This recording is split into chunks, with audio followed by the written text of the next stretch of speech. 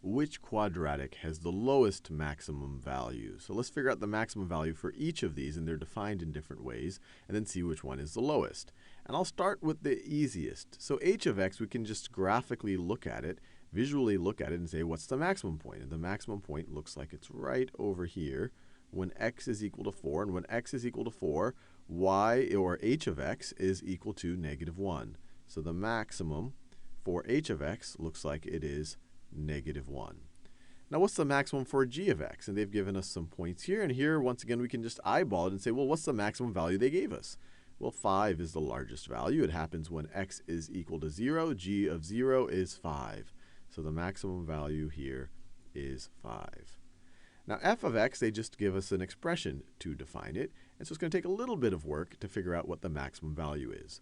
The easiest way to do that for a quadratic is to complete the square. And so let's do it. So we have f of x is equal to -x squared plus 6x minus 1. I never like having this negative here, so I'm going to factor it out. This is the same thing as negative times x squared minus 6x and plus 1. And I'm going to write the plus 1 out here because I'm fixing to complete the square. Now, just as a review of completing the square, we essentially want to add and subtract the same number so that part of this expression is a perfect square. And to figure out what number we want to add and subtract, we look at the coefficient on the x term. It's a -6. You take half of that, that's -3, and you square it. -3 squared is 9. Now, we can't just add a 9. That would change the actual value of the expression. We have to add a 9 and subtract a 9. And you might say, well, why are we adding and subtracting the same thing if it doesn't change the value of the expression?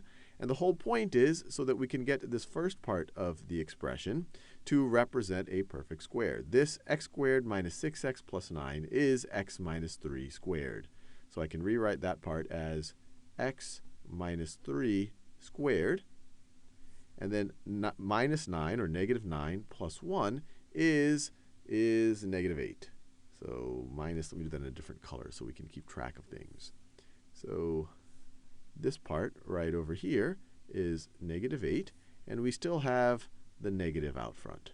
Still have the negative out front, and so we can rewrite this as, if we distribute the negative sign, negative x minus 3 squared plus 8. Now let's think about what the maximum value is. And to understand the maximum value, we have to interpret this negative x minus 3 squared. Well, x minus 3 squared, before we think about the negative, that is always going to be a positive value. But then when we make it or it's always going to be non-negative. But then when we make it negative, it's always going to be non-positive.